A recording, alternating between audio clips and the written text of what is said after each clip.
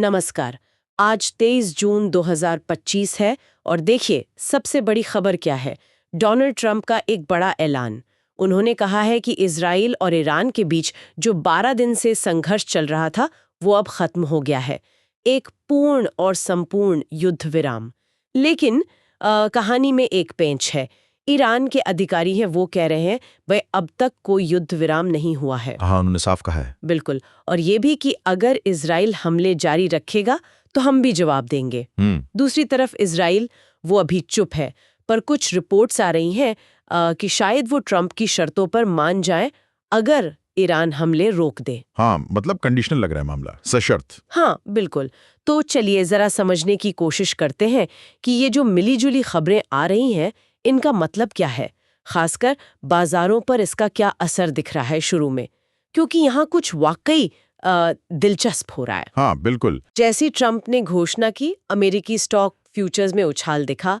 S&P 500 ई mini करीब 0.3% ऊपर और नैस्डैक फ्यूचर्स भी वो 0.5% ऊपर। हाँ। और साथ ही कच्चे तेल की कीमतें गिरी, काफी गिरी, लगभग 7.5%। डॉलर भी थोड़ा नीचे आया। और एशिया में जो रक्षा कंपनियां हैं उनके शेयरों में बिकवाली सी दिखी। ये तो एकदम क्लासिक बाजार रिएक्शन लगता है ना? जैसी शांति की खबर आई। हाँ हाँ बिल्कुल।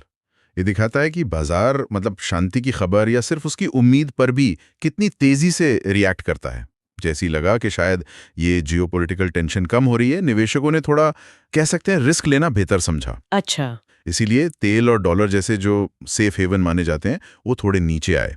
और एशियाई रक्षा शेयरों में गिरावट शायद इसलिए कि लगा कि भाई शांति होगी तो रक्षा पर खर्च कम हो सकता है। दिलचस्प है ये। अच्छा, और अमेरिका में क्या हुआ? लॉकहीड मार्टिन, नॉर्थरोप ग्रुमन, ये बड़ी रक्षा कंपनियां हैं, इनके शेयर 0.3% से 1.3% तक चढ़े। हाँ, थोड़ा उछाल आया। पर एनालिस्ट जो हैं वो इसको लेकर बहुत ज्यादा उत्साहित क्यों नहीं लग रहे हैं? क्या ये सिर्फ एक छोटी मतलब फौरी प्रतिक्रिया है? लगता तो कुछ ऐसा ही है। देखिए, एनालिस्ट शायद इसे बस एक शुरुआती जोश मान रहे हैं, क्योंकि जो रिफाइनरी क्षमता की चिंताएं हैं या रक्षा बजट को लेकर जो अनिश्चितता है वो तो अभी भी है ना। अच्छा, वो मुद्दे अभी भी हैं। हाँ, लेकिन इसके ठीक उलट आप इजरायली बाजार देखिए, वहां ज्यादा दम दिखा। वहां का जो मेन इंडेक्स है TA125, वो करीब 8% उछल गया। 8%? सच में? ये तो बहुत बड़ा उछाल है। जी हाँ बिल्कुल। ये शायद दिखाता है कि दुनिया भर की चिंताओं के बावजूद वहां के जो लोकल निवेशक हैं उनका अपने डिफेंस सेक्टर और इकोनॉमी पर भरोसा ज्यादा मजबूत है। ये बात है। अच्छा, कुछ खास स्टॉक्स का भी जिक्र है हमारे स्रोतों में। एक्सॉन मोबिल 111.74 डॉलर पर कहा जा रहा है कि तेल की कीमतें गिरने के बावजूद मध्य पूर्व के तनाव को देखते हुए इन पर नजर रखनी चाहिए। हाँ, ऊर्जा क्षेत्र पर नजर तो रहेगी। और SPDR गोल्ड शेयर्स GLD टिकर वाला 311.08 डॉलर। सोना ज्यादा हिला नहीं, पर ऐसी अनिश्चितता में एक सुरक्षित निवेश के तौर पर इसकी अहमियत तो रहती ही है। बिल्कुल, सोना तो हमेशा अनिश्चितता में काम आता है। भारत के लिए M&M यानी महिंद्रा एंड महिंद्रा और MCX, इनमें छोटे समय के लिए मौके देखे जा रहे हैं। इनका इस स्थिति से क्या सीधा कनेक्शन है? देखिए, सीधा कनेक्शन शायद ना हो, पर ये ग्लोबल माहौल से जुड़ा है। M&M जैसी कंपनियां अक्सर इकोनॉमी के सुधरने और लोगों की खरीदने की ताकत बढ़ने से जुड़ी होती हैं। अच्छा। तो अगर दुनिया में स्थिरता बढ़ती है तो उम्मीद है कि ये बेहतर करेंगी। और MCX मल्टी कमोडिटी एक्सचेंज, वो तो खुद ही कमोडिटी ट्रेडिंग से जुड़ा है जो जियोपॉलिटिकल स्थिरता से प्रभावित होता है। हाँ, ये बात तो है। तो हाँ, ये शायद शॉर्ट टर्म बेट्स हैं, इस उम्मीद पर कि तनाव कम होने से भारतीय बाजार में भी एक पॉजिटिव माहौल बनेगा। पर सावधानी तो जरूरी है। बिल्कुल। तो निचोड़ ये है कि रक्षा शेयर थोड़े ऊपर हैं, पर लॉन्ग टर्म के लिए अभी सवाल हैं। तेल में उतार चढ़ाव बना रहेगा। सोना चांदी जैसे कि GLD ETF वो पोर्टफोलियो में थोड़ी स्थिरता दे सकते हैं।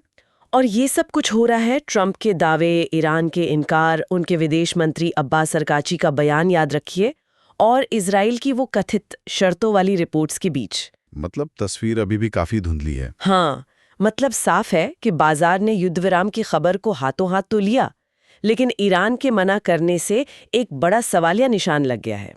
अनिश्चितता अभी भी हावी है। बिल्कुल। तो आगे हमें किन चीजों पर नजर रखनी होगी? पहला तो यही कि क्या ये युद्ध विराम टिकता है, सबसे जरूरी सवाल। हाँ, फिर इसका असर रक्षा शेयरों और बाकी बाजार पर क्या पड़ता है? तेल और सोने की कीमतें किधर जाती हैं? और क्या M&M और MCX जैसे भारतीय शेयरों में वाकई कोई छोटी अवधि की तेजी देखने को मिलेगी? हाँ, ये सब देखने वाली बातें होंगी।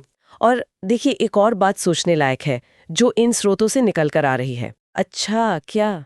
मान लीजिए कि आधिकारिक तौर पर शांति हो भी जाए, ठीक है, लेकिन अगर ईरान पर्दे के पीछे से फारस की खाड़ी या हॉर्मुज जलडमरू मध्य में वो जिसे कहते हैं असममित व्यवधान, एसिमेट्रिक डिसरप्शन, उसकी रणनीति अपनाता है, मतलब छोटे-मोटे हमले या रुकावटें। जिनका वो आसानी से खंडन कर सकें। बिल्कुल। अगर ऐसा होता है तो फिर कागजी घोषणाओं का क्या मतलब रह जाएगा?